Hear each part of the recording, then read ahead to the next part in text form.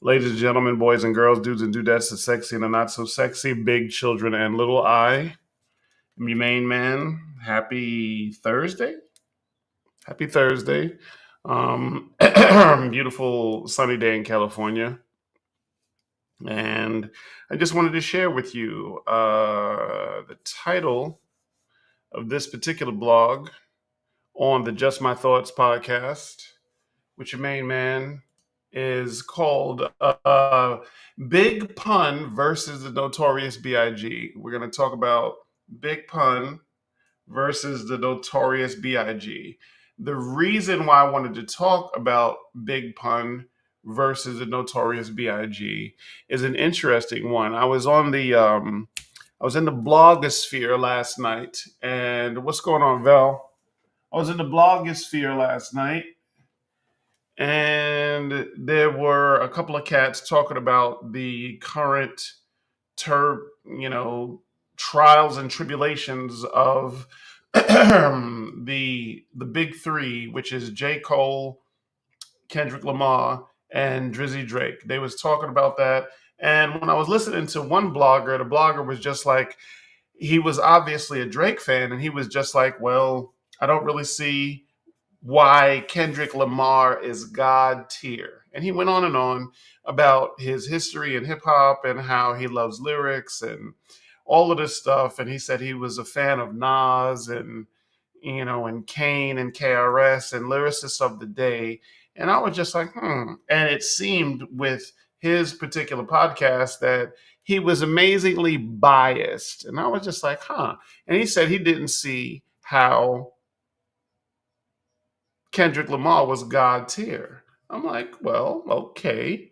You know what I mean? If you don't see it, you don't see it. So the purpose of this blog is not to pass judgment on somebody. If you don't see something, you just don't freaking see it. But it also made me curious because in my own personal thing, in my own personal preferences, I have preferences. We have preferences. You know what I mean? It was a big thing. A lot of people once upon a time used to put, for example, they would put Big Daddy Kane against Rakim. Is it what's going on, Velman? Life is good, Velman. I am in a good space, man, and life is good. I hope you liked the latest demo I sent you called Jealousy. I hope you enjoyed that. I'm going to be writing shortly after this podcast. And a lot of people used to put Big Daddy Kane against Rakim because they were the two elite popular lyricists of the day. Now, I had a preference for Rakim. That was my personal preference. I love the way he put his words together, but it doesn't mean that I didn't freaking thoroughly understand.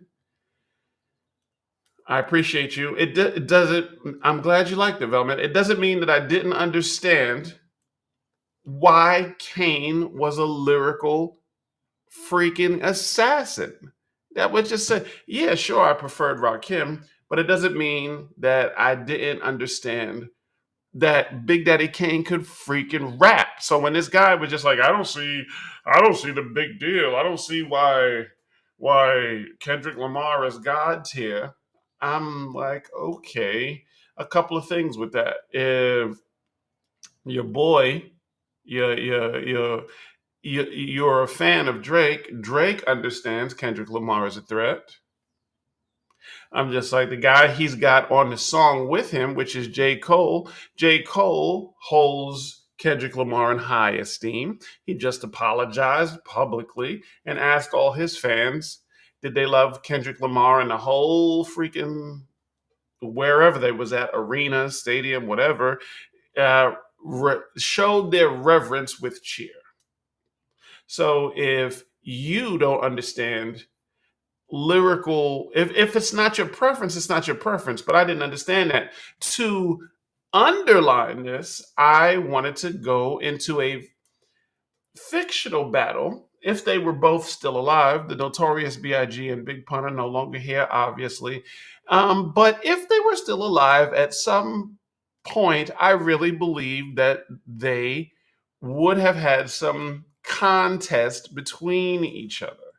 You know what I'm saying? And this is just natural. So um the if you put the Big Pun, who is a problem, he could rap, against B.I.G, who is arguably one of the best lyricists of all time, against each other, who wins, in my personal opinion, with Big Pun versus the Notorious B.I.G. really depends on the setting. Big Pun versus Big is really battle rap versus song making. Battle rap versus song making. And in my personal opinion, if you put them face to face in a battle rap format where there's no beat playing, Big Pun is on the left, Biggie is on the right, and they got to face each other and rap against each other with no beat in the background. I believe, and some of my boys will say this might be blasphemous of me saying this, I believe Big Pun beats the Notorious B.I.G. in a battle rap format 2-1. Acapella, I just think Big Pun is just too much. You know what I'm saying? Big Pun was just too much. In an acapella situation where there's no beat playing, you know what I mean? I understand because I do rap and I do spoken word. I understand the power of the acapella. And when freaking Big Pun goes into the uh, dead in the middle of Little Italy, little did we know that we riddled two middlemen who didn't do diddly, live acapella. That's, if he's going to go into these pockets, if Big Pun is going to go into these acapella pockets where he's doing this multiple syllable arrangement ish, I don't see Big beating that acapella in a battle rap format. However, I believe that Big, the Notorious B.I.G, is the better rapper than Big Pun. But Big is the better rapper. So when you break down Big's lyrics, if they were rapping, if Big and Pun were battle rapping, facing each other, Big Pun on the left, Biggie on the right, but they did a battle over a beat and a DJ, and the DJ was playing records, Big washes Big Pun 3-0 in a 3-round format where they go 3 rounds. Let's say it's 5-minute rounds or whatever, and doesn't matter who goes first. Big goes first, Pun goes first. If they battled over a beat, Big Pun loses in a gentleman's 30 to B.I.G. And at the end of the day, Big is a better song maker. If I've got Big Pun's album, I listen to it all the time, but not as much as I listen to my B.I.G singles and albums and all of that. B.I.G's only really got two studio albums that he made while he was alive. One was a double album, as you freaking well know. But the reason why I say what I say is because at the time when Biggie was alive, I was the hugest fan of that whole movement. Okay.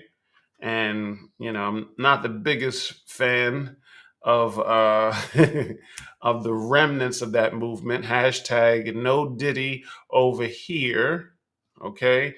But while B.I.G was alive, strictly for how he was coming to the table lyrically, I was a huge fan. I saw him live a couple of times. I saw him perform at the Arc in New York back in the day. I saw him, was that at the Palladium as well? And I also saw Big at Howard's Homecoming at the DC Armory performing with Method Man when they did the What together. That was dope. I never saw Big Pun live. I never saw Big Pun live. I never saw Big Pun. By the time Big Pun got cooking, I had left New York to go to college in Virginia. So I wasn't around in the Big Pun era, but while I was in freaking college, I was like, damn, Big Pun is a freaking problem. Big Pun could really freaking rap, and it was freaking dope. So I digress. So Big Pun versus the Notorious B.I.G. Battle rap versus song making, and that just what it was. I use Big Pun as a rapper and Big as a rapper to really footnote and to make a freaking point. And that point is that we all have our preferences, but don't let your preferences have you just shit on somebody's gifts and all of that stuff. And we really, as human beings, we really be on some real bullshit sometimes because because of our preferences, we don't want people to win. We don't want certain people to win, and we act like we catch amnesia. We act like we don't see it, whatever, whatever, whatever, whatever. I'm gonna close with this. In my own personal example of preferences and the biases of humankind, right? My biggest point of reference is myself. A lot of people don't realize, for example, in my come up, when I'm coming up, when I'm trying to do stuff, how broke I was for how long I was broke. You know what I'm saying? I left home at 16 years old.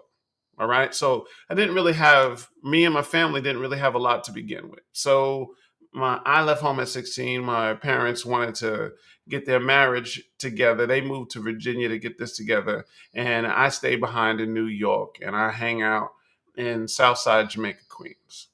All right. Moving from freaking Hollis. Before that, it was Far Rockaway. So I was on some ghetto shit for a long freaking time. You know what I mean? And the ghetto shit continued in between 16 when I left home and 26 when I went to college. So I had a 10-year run of really not having much. My man Velman, who's watching the live right now, knows, oh well, man, I had so many roaches in that apartment next to JFK. Well, my man Velman was pissed off because one of the roaches crawled on his freaking face. He was pissed off at me for freaking that. I didn't have a lot for a long time. All I had was my ability to write, right? All I had was my ability to write, okay? But as fortune would have it, after I went to college and then graduated college, okay? And I was in one of those right place, right time movements. Boom. You know what I mean? All of a sudden, I went from ashy to classy, to quote Big. You know what I'm saying? I agree. Kendrick is better than Jay Z ever was. I think Kendrick is a better songwriter. I think Kendrick is a better lyricist. And Kendrick is a problem. And that's not saying that Jay Z can't rap. Jay Z could rap his freaking neck off. You know what I mean? But Kendrick is just that dude. You know what I mean? Yeah, she was pretty mad that freaking day. But I didn't have a lot for a freaking long time. All right. So you flash forward inside the early 2000s, I'm coming into my own. You know what I mean? I'm getting contracts. I'm making a lot of money. You know what I mean? And I ain't never had money. And then all of a sudden, I don't know what to freaking do with the bread. I don't know what to do with it. It's crazy. And that's freaking fine. So, for all of the people, interestingly enough, for all of the people who didn't know me when I was broke as a freaking joke, all right? And they met me after I had abundance, right? After that, the guys that know me there, they don't think that I paid any dues. They don't think I paid any dues, and they think that it's not fair. You know what I mean? I'm trying to get my poetry venue off the ground, and I'm an outsider. They're not rocking with me. To them, I'm just a guy with some freaking money. And I wasn't like I didn't earn it. Like I wasn't battling as an MC, and I wasn't trying to make my mark. I'm in the underground spots. I'm in Brooklyn. I'm in Queens. I'm in the Bronx. I'm at the shows. You follow what I'm saying? I'm at the open mics. I'm paying dues. I'm signing up. I'm doing all of this stuff, but because in their mind they don't prefer to have an outsider win. They was trying to push me on the outside for a freaking long time. So when people have these biases, it really freaking bothers me. And when people try to rewrite the history, okay, and people try to be the gatekeepers and try to decide not on the merit of your freaking talent or your hard work, but they want to judge just because of their preference. I have a preference, and somebody decided that you don't want to win. They don't want you to win for whatever reason. They don't want you to win, and in their mind, you don't deserve to win because they got this over here. That drives me freaking crazy, and it drives me nuts in particular because there were so many people, you know what I mean, that was trying to block something. And I'm just like, dude, do you know how long I didn't have it? Do you know how many dues I paid? Do you see these silver whiskers? Does it look like I was born in 1985? Right? You know what I mean? So when people try to stop me, and all I know is, dude, I lived in the Lower East Side, Manhattan. I lived in Far Rockaway, 5505 Beach Channel Drive. Okay. I lived in Hollis, Queens, 8917 199th Street. All right. And I lived on 147th, one or 115th in Sutphin, and spent a lot of my time on 142nd Place in Foch. All right. Am I a tough guy? No. Did I grow up in some pretty tough situations? Yeah. So when people that met me after 1998, 99, 2000 try to play like, oh, you ain't nobody, you ain't pay no real dues, get the fuck out of here, scram kid, beat it, get out of here, you ain't pay no dues. I'm just like, what do you, huh, what, you know what I mean? So anyway, I'm wrapping this up, but for all you cats out there who give a shit about this freaking podcast, um, be careful of your biases and preferences. And just because you have a preference doesn't mean that we shouldn't put respect on somebody's name. Now, of course, the youngins would say, respect should be earned. Why should I respect you? You got to earn my respect and all that. Yeah, okay, I'll take that. I understand that. Yes, I agree. Respect should be earned. You shouldn't just respect somebody just because and all of that stuff. But at the same time, you shouldn't just be disrespectful just because you feel the shit is fashionable. You follow what I'm saying? It's really like this guilty until proven innocent shit. We're gonna crucify you, and if you prove you're innocent, or if you earn my respect, then I'll respect you. But we're just gonna come out of the gate disrespectful. What? So um I don't think that anybody was a bigger fan of the Notorious B.I.G than I was once upon a time. Okay? I was in the streets in New York in the early 90s. It is hard to explain how the Notorious B.I.G.'s songs were ringing in the streets, man. I'm in the club when No More Chance came out. I'm in the club. You follow what I'm saying? I'm in the club. I'm 20, 21, 22, 23, and be at that's Jesus Christ. What an exciting time. What an exciting time. And shout out to the Wu-Tang too. When they played Cream in the when Cream was new, when you're speeding through Brooklyn, when you're speeding through Brooklyn playing Old Dirty Bastards, freaking new CD, what? Shimmy shit, what? Brooklyn Zoo? What an exciting time. Nobody was a bigger fan than me of that movement. Now, I leave New York in 96 and I hear Big Pun rap.